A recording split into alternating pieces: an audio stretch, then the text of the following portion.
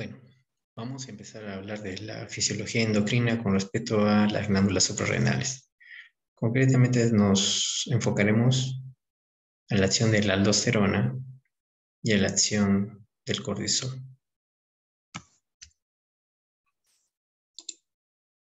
Bueno, las glándulas suprarrenales son dos glándulas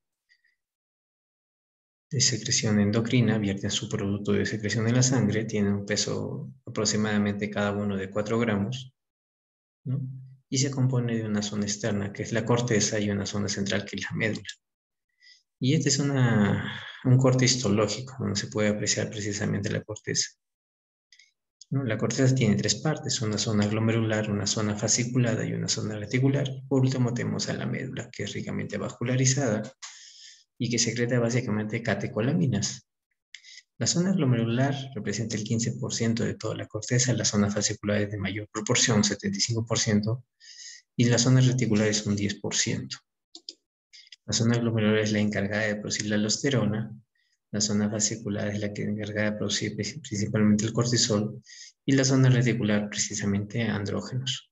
Este último hormona lo vamos a ver en la próxima edición cuando hablemos de hormonas sexuales, tanto masculinas como femeninas. Nos centraremos básicamente en hablar de la aldosterona y el cortisol.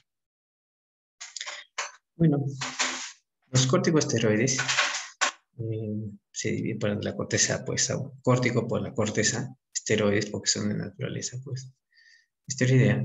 Se dividen en 3 grandes grupos, ¿no? Los mineralocorticoides y los glucocorticoides.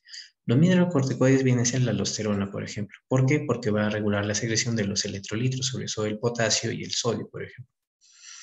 Y los glucocorticoides es el cortisol, porque va a tener una acción central básicamente antagonizando la acción de la insulina y tiene que ver con la regulación de la glucosa. Por eso se dice glucocorticoides, porque va a influir mucho en cómo está la concentración extracelular de glucosa. Bueno, las hormonas androgénicas decimos que están en la zona reticular y bueno, en este capítulo no se va a comentar esta parte porque ya le dije que es materia de la próxima clase, que es precisamente hormonas sexuales masculinas y femeninas. Las hormonas adrenocorticales, precisamente de la corteza adrenal, son esteroides derivados del colesterol. Acá está su fórmula química, pero aproximadamente el 80% del colesterol utilizado para la síntesis de estos esteroides lo proporcionan las LDL, o sea, las lipoproteínas de baja densidad, que están localizadas en el plasma circulante. Ahora, la LDL, la lipoproteína de baja densidad, tienen altas concentraciones en las LDL de colesterol y se difunden desde el plasma hacia el líquido intersticial a través de unos receptores específicos en la membrana, denominados hoyos recubiertos, los cuales por un proceso de endocitosis ingresan al citoplasma, forman vesículas que eventualmente se van a fusionar con los lisosomas intracitoplasmáticos y liberan el colesterol que puede usarse para sintetizar precisamente las hormonas esteroides suprarrenales. Y acá está el colesterol, y tiene varias rutas de acción, ¿no? Cuando ingresa a la célula, por ejemplo, ingresa a la célula el colesterol, recuerden que es de naturaleza lipídica, pues eso puede ingresar con facilidad a la membrana o la capa lipídica, ¿no? Y cuando ingresa a la mitocondria lo escinde, tiene una enzima que la mitocondria, la colesterol desmolasa, y lo forma en una pregnenolona, la cual sigue una vía que puede formar la aldosterona, pero también por esta vía puede formar precisamente el cortisol y por otra vía puede formar la testosterona, por ejemplo. O sea, el final inicial viene a ser, digamos, punto inicial viene a ser el colesterol. ¿Cómo es el mecanismo de acción de la aldosterona? Básicamente actúa a nivel del túbulo colector cortical a través de la célula principal. Para esto hay que saber la anatomía de la nefrona. En menor medida en el túbulo distal y el conducto colector. Por ejemplo, la aldosterona va a estar representado por este círculo amarillo. Se filtra sodio a nivel de la cápsula de Bowman, llega a la luz del túbulo. Y bueno, el sodio es más abundante afuera en el lumen que en el interior de la célula, por eso puede difundir. Y el potasio, que es del plasma, es más abundante adentro de la célula que afuera de ella.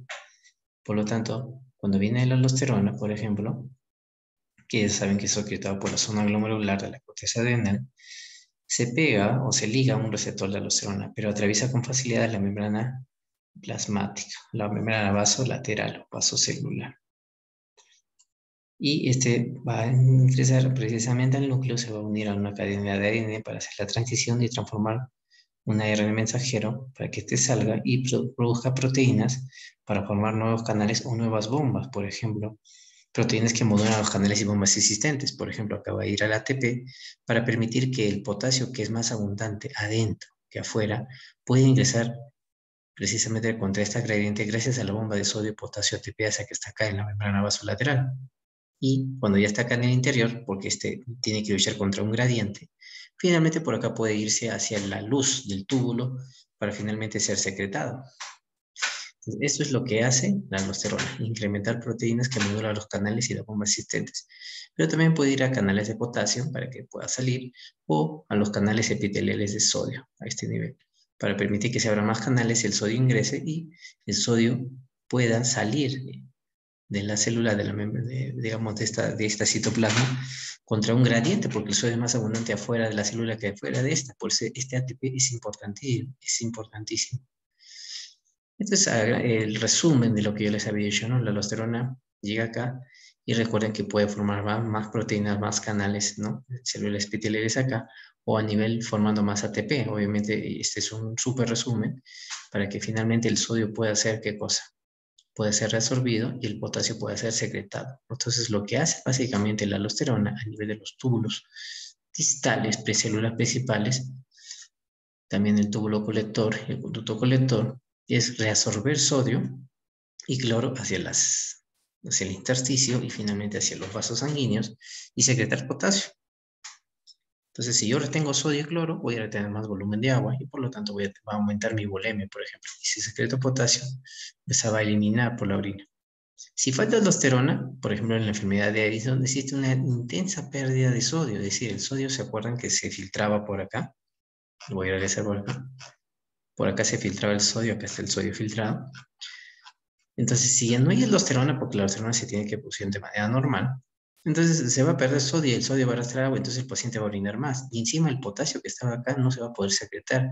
Y vamos a tener una retención excesiva de potasio, vamos a tener una hiperpotasemia y vamos a tener una hiponatremia porque no se reabsorbe.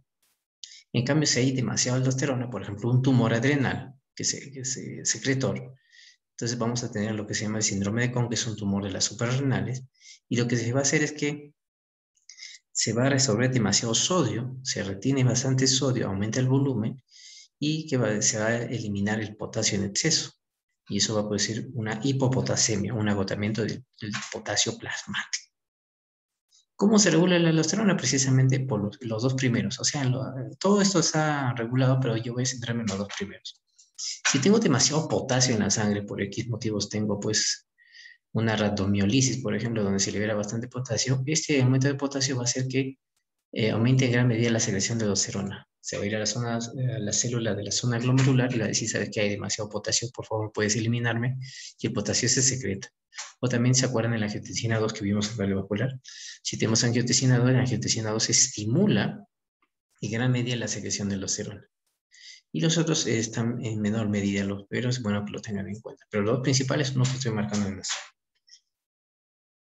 Muy bien, no hay mucho que hablar, la verdad, solamente hay situaciones problemáticas. Vamos a hablar del cortisol. ¿Qué pasa? Tenemos que hablar precisamente de este glucocorticoide que está a nivel del sistema, que tiene una regulación a nivel del sistema hipotálamo, hipófisis y glándula adrenal, precisamente, que es el tejido diana. Entonces, a este nivel, nosotros vamos a encontrar en el hipotálamo el sistema magnocelular y el sistema parvocelular. Un preso portal primario, que está en la eminencia media, un preso portal secundario, que está a nivel de la adenohipófisis y los vasoportales largos. Este es la adenohipófisis. Y atrás está la adenohipófisis. Y había un grupo de celulitas que ya habíamos conversado anteriormente, que están en la adenohipófisis. Y bueno, acá por propósito de espacio les he puesto a manera de letras. Tenemos a células latotropas, tirotropas, somatotropas, corticotropas, que es la que me interesa, la letra D, y los ganadotropas. Ante una situación de estrés, el sistema parvocelular libera esta hormona, la CRH, que es la hormona liberadora de corticotropina. Lo secreta hacia el pleso portal primario, que viaja a través de los vasos portales largos, hasta el pleso portal secundario y se pone en contacto con las células D, es decir, con las células corticotropas. Entonces, esas células corticotropas secretan la adrenocorticotropina, que es la ACTH, que viaja por la sangre hasta llegar hasta la glándula adrenal. Precisamente, ¿a qué zona? A la zona, ¿no? No sería glomerular, si estamos hablando de corteza, tiene la zona fasciculada que representa el 75% de toda la corteza de la glándula suprarrenal. Y a este nivel va a secretar, ahí está la corteza suprarrenal, el cortisol. Y el cortisol va a viajar en la sangre y va a ejercer un montón de efectos. Entonces acá tenemos la regulación de la síntesis del colesterol. Tiene que ver con la síntesis del colesterol, de cortisol, perdón. Cortisol tiene un ritmo circadiano, varía a lo largo del día. Por ejemplo, acá tenemos desde las 12 horas, 00 horas debería ser mejor acá, luego el mediodía y luego otra vez a las 00 horas. Por ejemplo, en la madrugada tiene un pico elevado hasta las 4 de la mañana, pero el pico más elevado es el pico matinal, ¿no? Entre las 6 y las 8, como pueden ver ahí. Desciende hacia el mediodía y tiene un edil nocturno básicamente a partir de las 8 de la noche. Entonces el hipotálamo tiene unas neuronas hipotalámicas. Estas neuronas hipotalámicas secretan la hormona liberadora de corticotropina, que está influenciado por el estrés, como puse por ejemplo, o también por el ritmo circadiano. O sea, esto va a variar de acuerdo al día. Por ejemplo, no sabemos que en la noche es baja la producción, ¿no? O más o menos a la medianoche. Y esta va a viajar a través de la sangre hacia la adenohipófisis, precisamente a las células corticotropas que secretan la CTH. Entonces, esto va así. Y esta CTH va a ir precisamente a la glándula suprarrenal, concretamente a la corteza suprarrenal y más específicamente a la zona fasciculada, que representa el 75%, para que se crezca el cortisol. Entonces, esta es, digamos, la regulación de la síntesis del cortisol. Y el cortisol actúa sobre el sistema inmune, sobre el hígado, sobre el músculo, sobre el tejido adiposo, sobre la médula ósea. Sobre el sistema inmune, el cortisol deprime la función del sistema inmune. Sobre el músculo, disminuye la síntesis proteica y aumenta el catabolismo proteico para formar más aminoácidos. Ya vamos a ver por qué. Y estos aminoácidos, porque estamos haciendo un catabolismo proteico, inhibe la síntesis proteica, más bien es catabólico a este nivel. Estos aminoácidos se van a ir al hígado para que a partir de estos aminoácidos se forme glucosa, o sea, se forme glucosa a partir de elementos no carbohidratados. Eso se llama gluconeogénesis. Y aumenta la síntesis de proteínas hepáticas precisamente para lograr la gluconeogénesis. Y también se almacena glucosa en forma de glucogénesis, ¿no? En forma de glucógeno, la glucogénesis. Sobre el tejido adiposo puede producir lipólisis, pero esto es relativamente cierto, ya vamos a comenzar por qué. Y en la médula ósea lo que va a ocasionar es una policitemia. Eso se siempre cuando... Ahora, si el cortisol está aumentado demasiado en sangre, se ocasiona un fenómeno de feedback o retroalimentación, que puede ser de asa corta, si se va hacia la adenohipófisis y lo inhibe, o puede ser de asa larga. Por ejemplo, esta es una retroalimentación de tipo negativo, ¿no? Asa corta y asa larga. Acá está lo que hace sobre los eritrocitos, se estimula la producción de glóbulo rojo por la médula ósea, recuerdan la policitemia, ¿no? Sobre los linfocitos, disminuye el número de linfocitos C y B, disminuye la función de, digamos, la respuesta inmune la disminuye, ¿no? Que estos dos puntos están bien relacionados. Muy bien. Aquí este es un dibujito del New England Journal of Medicine para explicar que las emociones reguladas por el sistema límbico, el ritmo circadiano regulado por el núcleo supraquiasmático y las vías nociceptivas por el dolor van al hipotálamo. Acá están los receptores de dolor que viajan por el ganglio de la raíz dorsal, llegan precisamente a través de la vía espinotalámico lateral hasta el hipotálamo y también el sistema inmune libera ciertas citotoxinas, ¿no? A este nivel, que puede estimular receptores de dolor o precisamente al cerebro.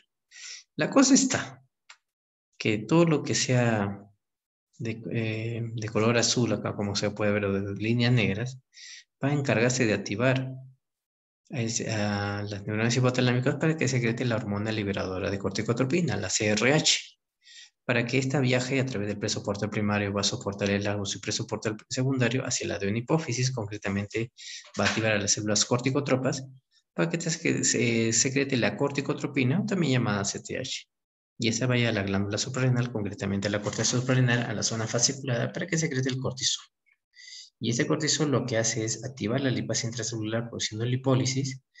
Recuerden que sobre las proteínas, concretamente el sistema musculoesquelético, produce un catabolismo proteico y hace que los aminoácidos del músculo que se liberan productos de ese catabolismo, se incorporan a la gluconeogénesis hepática para formar precisamente glucosa a partir de alimentos no carbohidratados, ¿no? Y también aumenta el almacenamiento de glucosa en glucógeno a través del proceso de glucogénesis, ¿no? Acá está, es lo mismo. Pero también se regula, obviamente. Les inhibe, acá está, se inhibe si hay un exceso, inhibición de asa corta y asa larga. Asa corta y asa larga.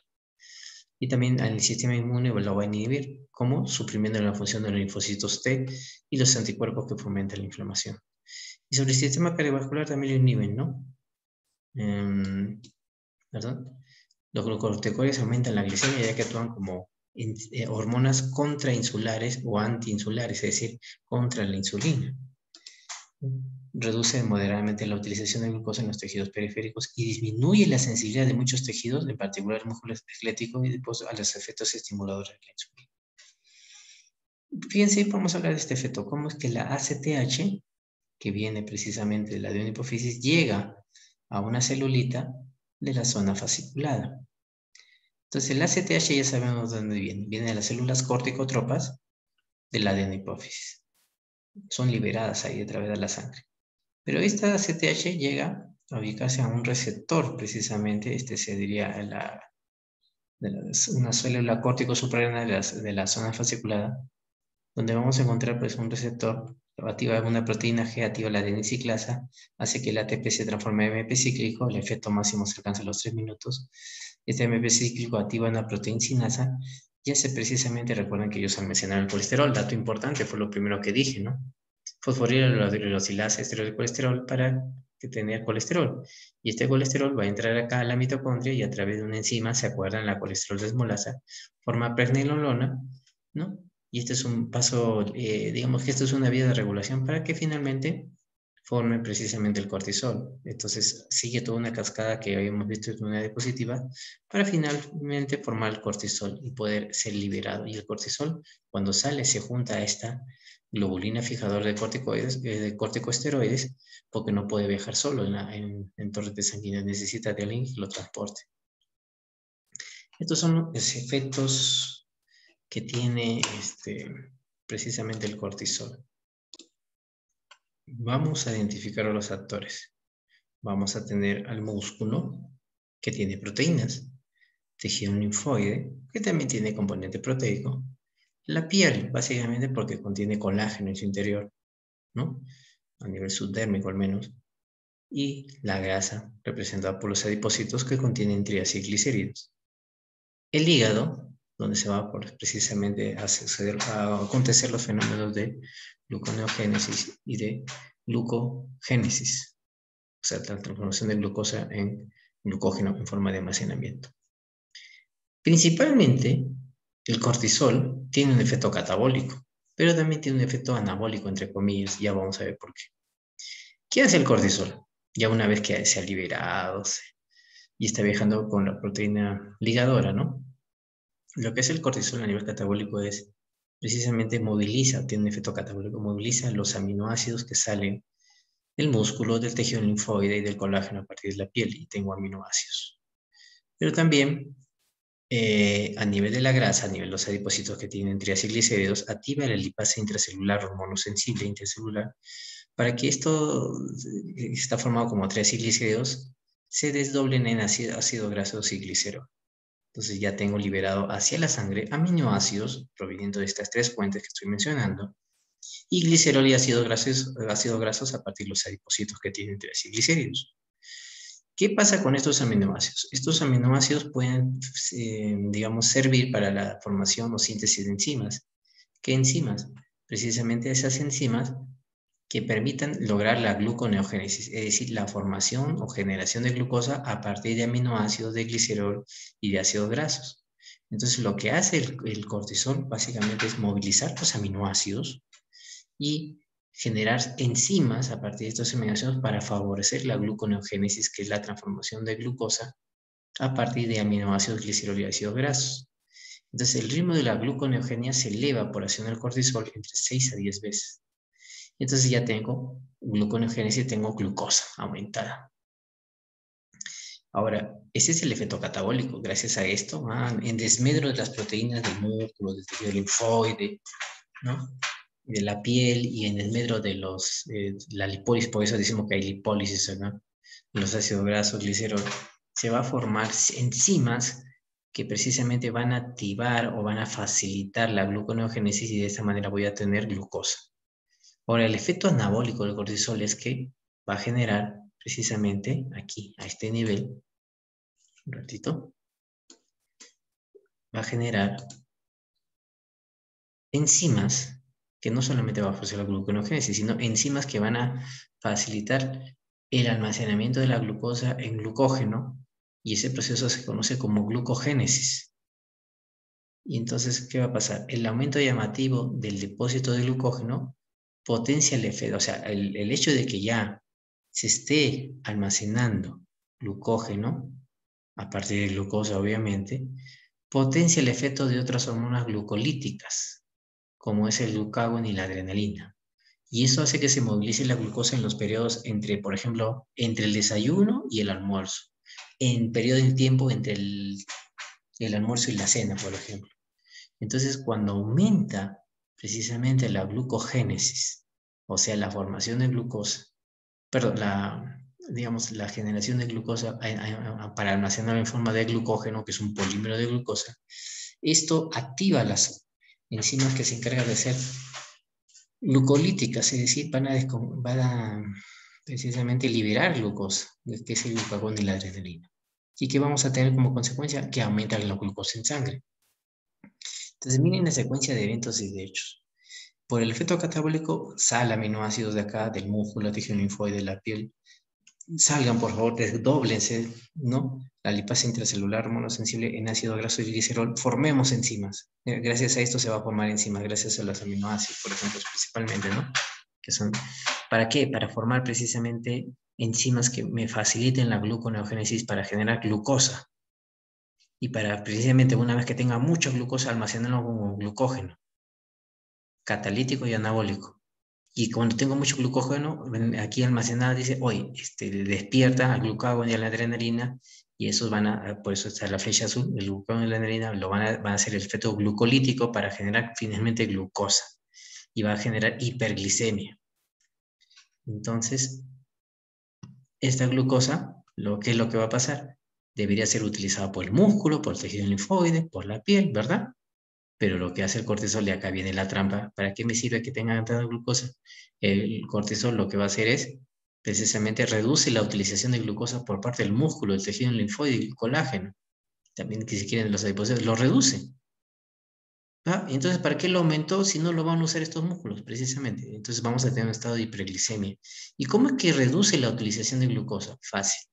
Cuando la insulina llega acá, se junta a un receptor de insulina, componente alfa, componente beta, componente de tirosina. Acá tenemos, por ejemplo, acción de tirosincinasa que tiene los receptores de insulina.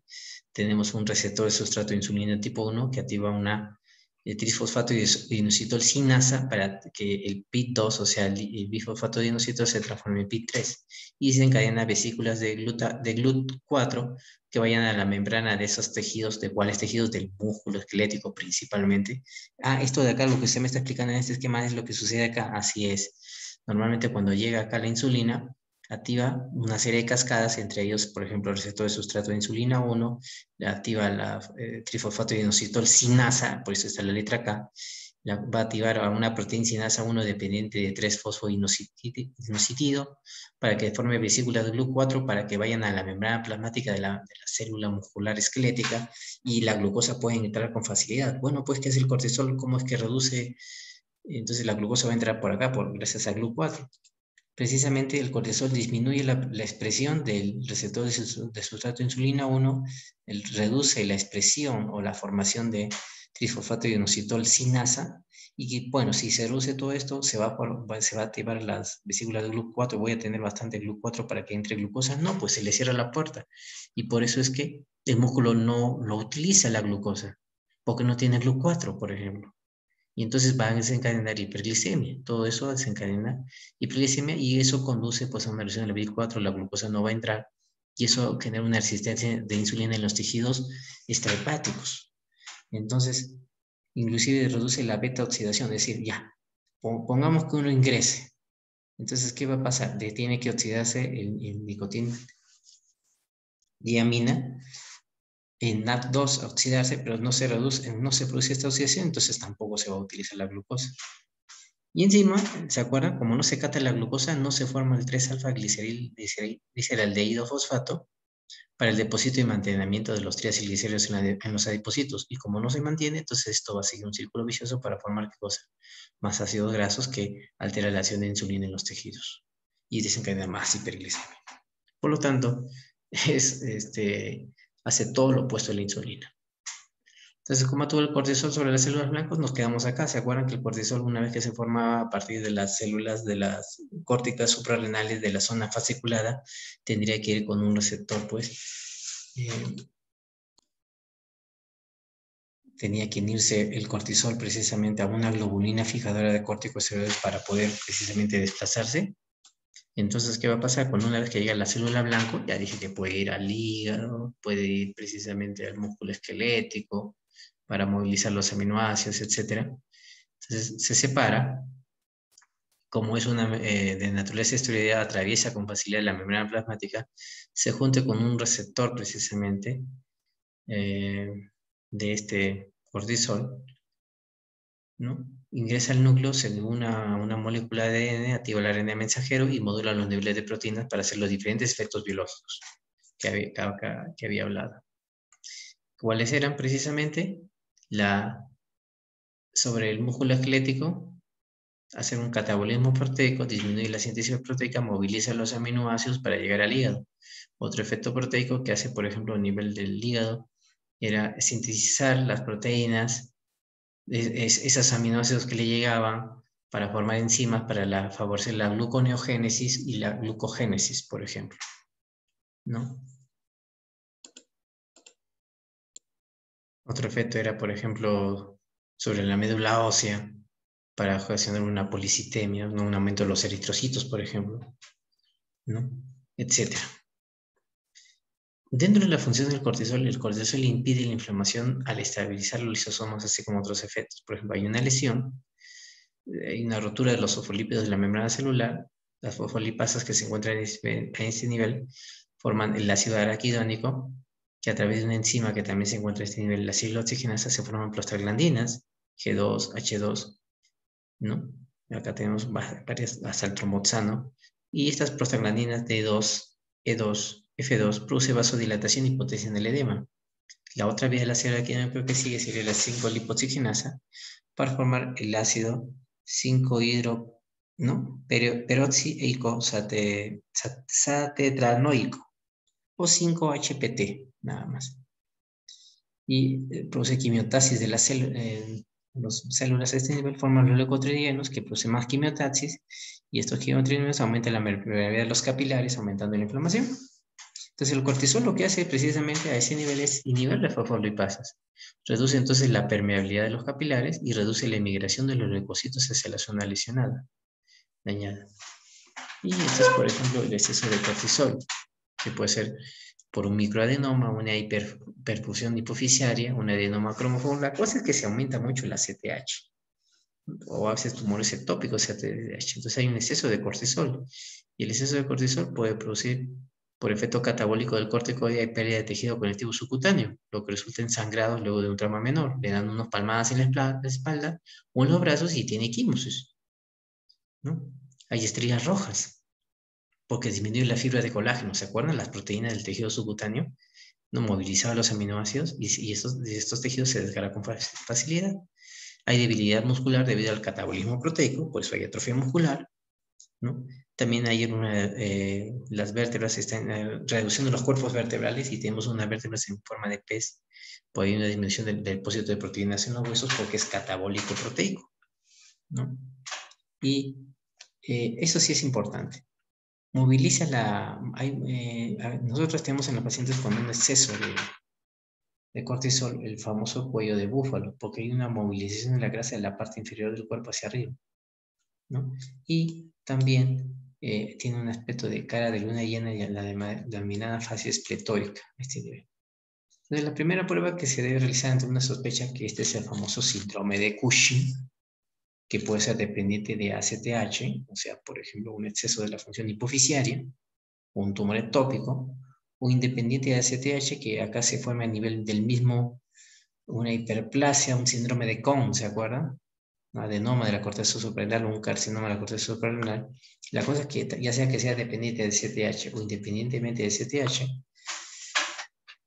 se desencadena el famoso síndrome de Cushing. Y hay que determinarlo, ver el cortisol libre en la orina de 24 horas. El otro efecto opuesto del exceso de cortisol es la enfermedad de Addison. La enfermedad de Addison en nuestro país, por ser un país con alta prevalencia de tuberculosis, es precisamente producida por una tuberculosis adrenal que destruye la corteza suprarrenal y va a desencadenar todo lo contrario, ¿no? Una hiperpigmentación. Va a haber una hipercalemia porque no va a haber aldosterona, ¿no? ¿Qué hace la aldosterona? Secretaba el potasio y resorbía sodio y cloruro. Pero si tengo enfermedad de Addison producida por una tuberculosis adrenal, que es la principal causa en nuestro medio. Otra causa puede ser un carcinoma también que destruya, un cáncer que destruye la corteza suprarrenal. La cosa es que va a haber un hipoaldosteronismo. Entonces, al haber tuberculosis, acá en 40% de los casos, ¿no? Atrofia de la glándula suprarrenal en 56% de los casos, acá pues yo incidí mucho en la tuberculosis. Entonces, ¿qué va a haber a nivel de aldosterona? Fácil, pues doctor. Si no se secreta aldosterona, no va a estar en la sangre y va a haber hipercalemia. Entonces también va a haber una pérdida en la orina de sodio y agua bastante, ¿no? Y va a haber una hiperpigmentación, ¿no? ¿Por qué va a haber hiperpigmentación? Va a haber acidosis y hipoglicemia. Bueno, entonces va a haber una caída del cortisol, ¿no? Entonces, una función es suprimir los linfocitos T y B, va a haber una linfocitosis relativa, va a haber acá una retroalimentación positiva, porque si está destruida pues, la corteza suprarrenal por una enfermedad de Addison, entonces va a estimular al hipotálamo para que secrete la hormona liberadora de corticotropina, o va a estimular a la adenohipófisis de las células corticotropas para que secreten ACTH. De esta manera es una retroalimentación positiva, pero no lo va a poder hacer porque por más estímulo que le den, ¿qué le vas a encontrar? Células de la zona fascicular si están siendo destruidas. Entonces, esto lo vamos a encontrar aumentado. Y entonces, la ACTH, al encontrarse aumentada, tiene dos componentes. Uno es el alfa, ¿no? O la hormona estimulante del melanocito alfa, y el otro es el CLIT, que es, ¿no? Un péptido intermediario parecido a la corticotropina. Y esta hormona estimulante del melanocito alfa es el responsable, pues, que haya, ¿qué cosa? Una pigmentación cutánea, una pigmentación de las zonas de los pezones y areolas, y una hiperpigmentación de los pliegues cutáneos o cicatrices. Muy bien. Bueno, esto es para que ustedes lo puedan leer, se los voy a dejar bonito como es la parte clínica. Y estas son las diferentes pruebas que se hacen. Ya le dije que una era ver la cortisol en orina de 24 horas, un test de supresión nocturna para ver si, por de acuerdo al ritmo circadiano, esto ya es clínica en realidad, ¿no? Si es precisamente ver si es un hiper o un síndrome de Cushing, en el caso este es un hiper, ¿no? Prueba de Nugget. Y luego la otra prueba es para medir si es independiente de STH o no. Como le digo, esto es clinical, se los dejo para que lo lean.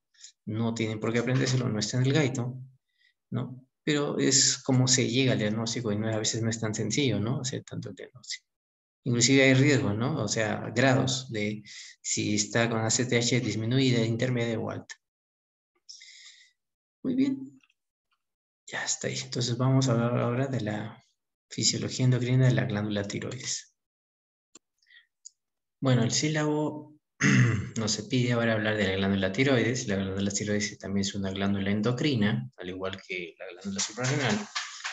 Es una glándula que está localizada en la región central del cuello, por delante de los cartílagos traqueales, ¿no? Y debajo del cartílago tiroideo propiamente.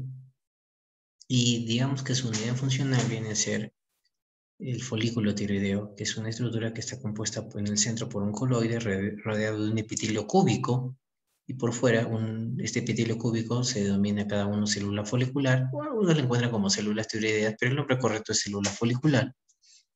Y por fuera, y que miran siempre al coloide, que es este de acá que estoy señalando. Y por fuera se encuentra una célula parafolicular, también llamada célula C, porque secretan calcitonina. Acá está. ¿No? Acá, como vemos, vienen las células foliculares, que tienen una membrana basal, por fuera está el estroma, ¿no? Y por fuera también está la célula parafolicular, que ya les dije que es un epitelio, o mejor dicho, una célula C también se denomina. Por detrás de la glándula tiroides vamos a encontrar 4 glándulas, ¿no? Casi en sus polos, porque la glándula tiroides, si pueden ver bien macroscópicamente, tiene 2 lóbulos, un lóbulo lateral derecho, un lóbulo lateral izquierdo, un istmo que lo une y a veces un lóbulo piramidal. Entonces, estas glándulas paratiroides, que tienen otra función que secretan la paratormona, no se encuentran localizados por detrás precisamente de los lóbulos tiroideos.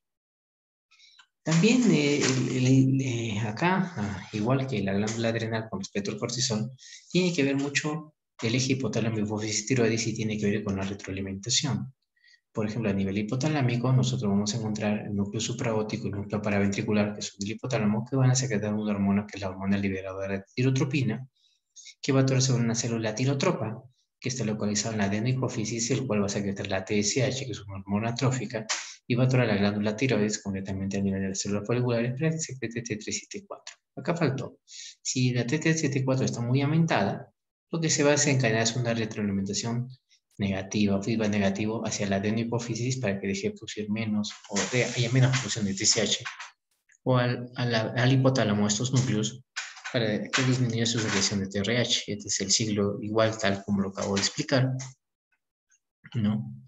¿Y qué podemos hablar de la hormona liberadora de tirotropina? Bueno, que se produce a nivel de núcleo supraóptico y paraventricular, que son células o neuronas del hipotálamo, ¿no? Se almacena, se secreta precisamente sus productos de secreción, la TRH, a nivel del pleso portal primario, que corresponde a la eminencia media, a este nivel, la eminencia media, y que por vía portal, por los vasos portales cortos, va a llegar al pleso portal secundario y va a llegar a la TSH.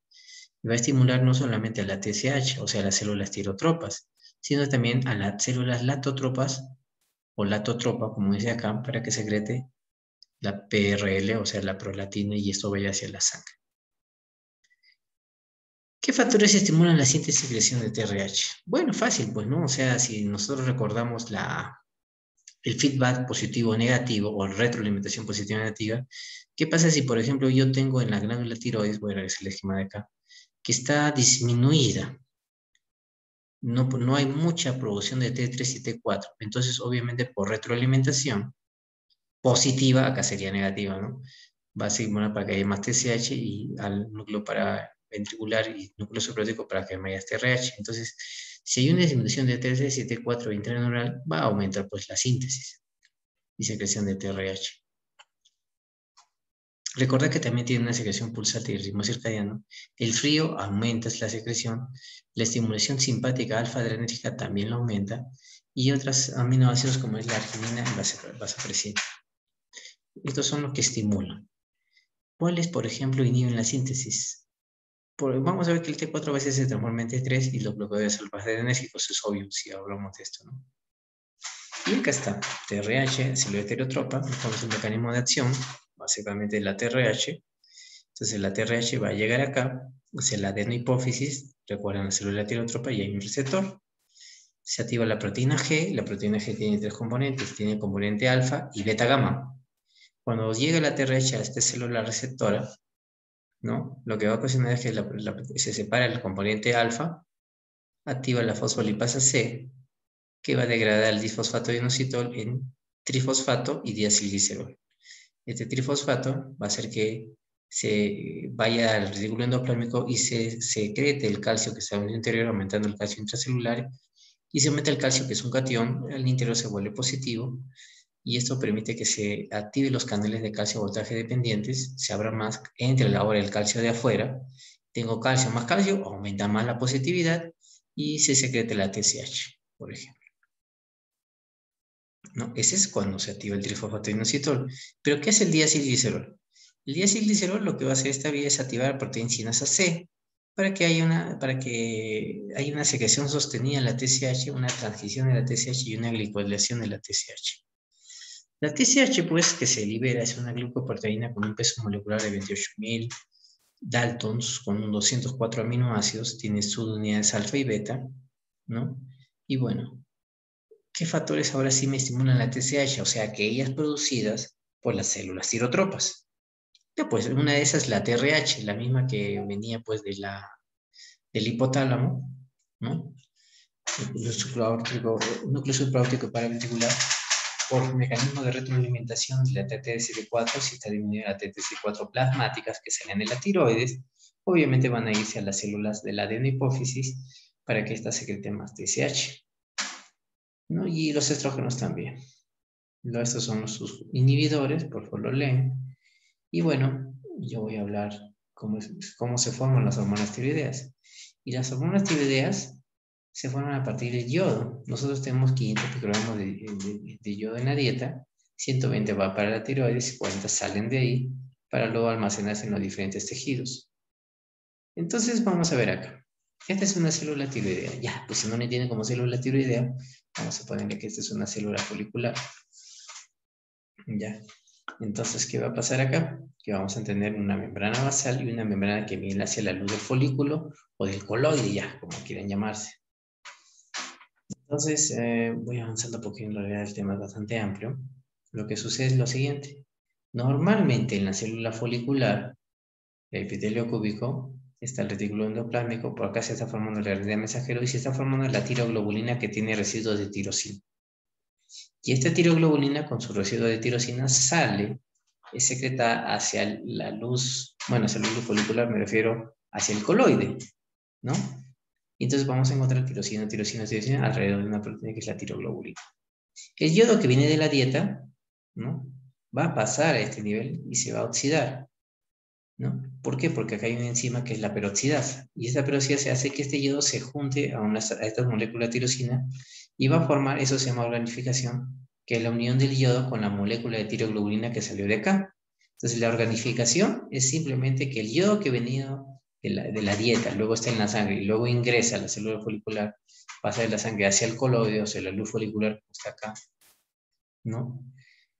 Primero se oxida por acción de una enzima que destaca la peroxidasa y esta misma peroxidasa hace que se produzca la organificación. O sea, el yodo se va colocando acá y va a formar monoyodo, diyodo, y estos monoyodo y diyodo va a formar un triyodo, eso se llama acoplamiento, T3, forma un mono más di, forma un triyodo, o dos di forma un tetrayodo y ahí están las T3 y T4, que luego cuando salgan va a salir a la sangre. Y ahí está la secreción de las hormonas tiroideas. La TSH, digamos, activa toda esta cascada para facilitar precisamente que estas que están almacenados en el coloide salgan. Es lo que hace. Entonces, vamos avanzando. ¿Ya? A este nivel, ¿cómo es que se forma? Creo que lo tengo en YouTube. A ver, un ratito. Acá está el video que también lo pueden encontrar en YouTube. Entonces, miren, por ejemplo, se forma T4 y T3. Se secreta, mejor dicho, T4 y T3 hacia la sangre. Pero estos tienen que viajar con una proteína que los transporte. Entonces, ¿qué va a suceder? La proteína que los transporta, ¿no? Lo va transportando y, bueno, y esas hormonas van a ejercer función en diferentes células. Por ejemplo, llega a través de la membrana plasmática, lo atraviesa con facilidad, ¿no? Y llega hasta acá. Lo mismo sucede con la T3, ¿ya? La T3 porque forma T4 y T3, y la T3 también se une con una proteína transportadora, se desliga de ella y va a pasar con facilidad a este nivel, ¿no? Lo que va a pasar es que los T4 se transforman en el interior en T3, existe esa conversión. Y es esta T3 que se ingresa a un receptor localizado en el núcleo, miren cómo llega al núcleo, y va a ir a la cadena de ADN para producir pues, precisamente el proceso de ARN mensajero, ¿no? Va a codificar el ARN mensajero para precisamente, perdón, lo voy adelantando, sale esta de acá, va a ir a un ribosoma, el ARN mensajero, para elaborar las diferentes proteínas producto de la acción de la tiroxina. Muy bien, entonces esa es la acción básica. ¿Y qué hace? Pues precisamente lo que yo acabo de mostrar en el video, en esas células. ¿Qué hacen esas proteínas? Produce la mielinización del sistema nervioso central, ayuda al desarrollo fetal, consume oxígeno, produce calor, contracción del corazón, aumenta los receptores vitrales energéticos, mantiene el control hipóxico. Bien, incrementa la producción de la eritropoyetina, el contenido del 2,3-difosfoglicerato en los eritrocitos, estimula la motilidad intestinal, estimula el crecimiento esquelético. Todo lo que vieron en el video es lo que hace. Pero ¿cómo lo hace? Ahí está, pues T4 y T3, ¿no? Estimula el crecimiento proteico, la contracción muscular, la gluconeogénesis y glucogenólisis hepática, ¿no? Entonces, acá está, miren, lo mismo que yo les acabo de decir, cómo es que llega T3 y T4. Es casi similar al video, solamente que acá un poquito, transcripción de genes y hace síntesis de nuevas proteínas. Es igual que el video, solamente que un poquito más detallado y actúa sobre varios sistemas, ¿no? ¿Sobre qué? Desarrollo del sistema nervioso central, mielinización, crecimiento cardiovascular, aumento de contracción, metabolismo aumentando, etc. Y estos son los que le inhiben, por ejemplo, amiodarona. Muy bien.